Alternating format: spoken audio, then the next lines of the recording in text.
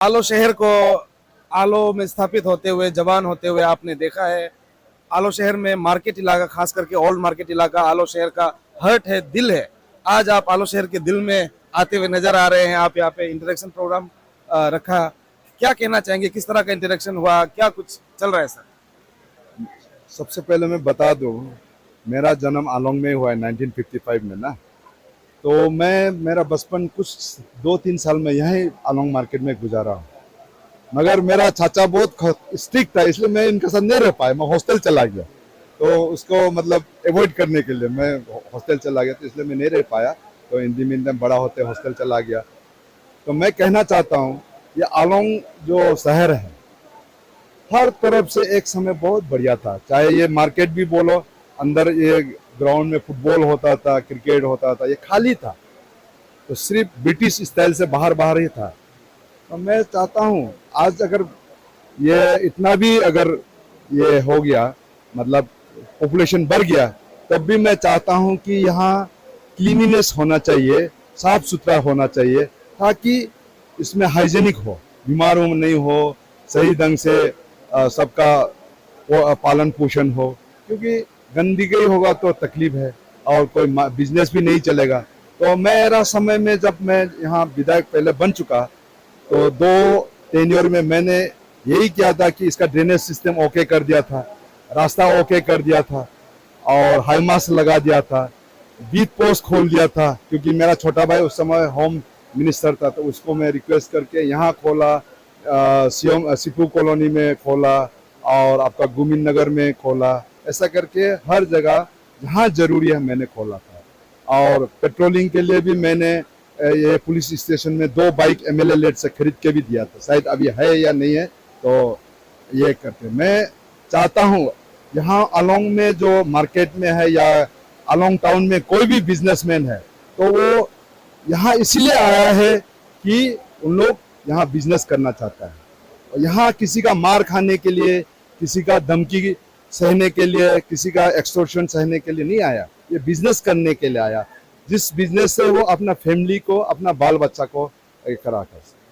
तो इसका बिजनेस अगर अच्छा से चलेगा तो हमारे यहाँ का जनता भी सही दाम में मिलेगा, सही ढंग से सामान मिलेगा, सही ढंग का सामान मिलेगा। तो अगर गलत होगा तो कोई अगर सामान जबरदस्ती भी ले जाता है, तो वो बिजनेसमैन तो किसी ना किसी से तो फिर असूल करेगा ना, तो महंगा पड़ेगा। इसलिए यहाँ बिजनेस कम्युनिटी में पीस सबसे जरूरी है, लॉ एंड ऑर्डर कंट्रोल करना सबसे जरूरी है।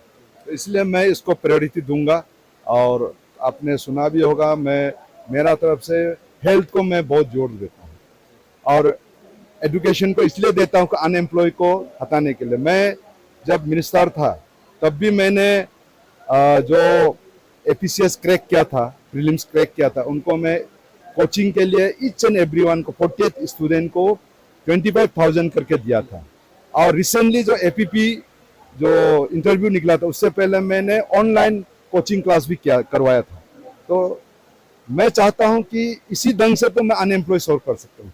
नौकरी तो आजकल दे नहीं पाऊंगा, तो उनको एक मौका देने से ही तो मैं उसको ये नौकरी दिला सकता हूँ। इसलिए मैं कोचिंग एजुकेशन में जोर देता हूँ, हेल्थ में जोर देता हूँ। क्योंकि बीमार उमार होने से परिवार में तकलीफ आता है।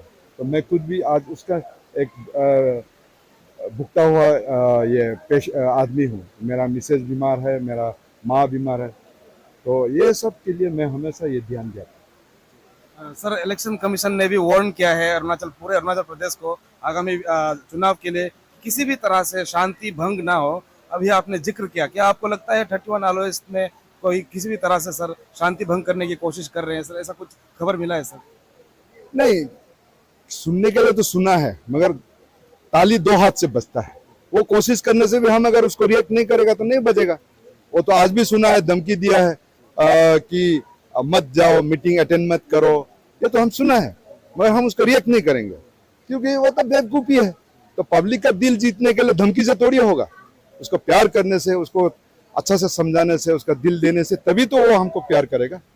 सर, अभी देखा गया कि मार्केट कमेटी की तरफ से भी, यूथ की तरफ से भी, आपके पास अभी आप चुनाव लड़े भी नहीं है, चुनाव हुआ नहीं है, फिर भी मेमोरेंडम सबमिट किया गया है। इसे आप किस रूप से देखते हैं और जो मेमोरेंडम सबमिट किया गया है उसके ऊपर आप क्या आश्वासन देते हैं? मैं ये बोलना चाहता हूँ कि मेमोरेंडम इसलिए दिया होगा, मैं काम करता नेता हूँ, वो जानते हैं कि मेरा जीत निश्चिंत है कि जीतना ही है, तो इसीलिए दे के रखा होगा। और अभी दे के रखने से वो सोचते हैं कि जरूर करेगा, क्योंकि मैं भी अपना जवान का पक्का हूँ। यस मन यस, करेगा बोलता तो करता हूँ, तो जो नहीं कर सकता उसको तो मैं बोलता हूँ नहीं, हो नहीं सकता। तो जितना उनसे मेमोरेंडम में दे तो कर सकने वाला है, अगर मैं पावर में आएगा विधायक बनता तो पक्का हो जाएगा।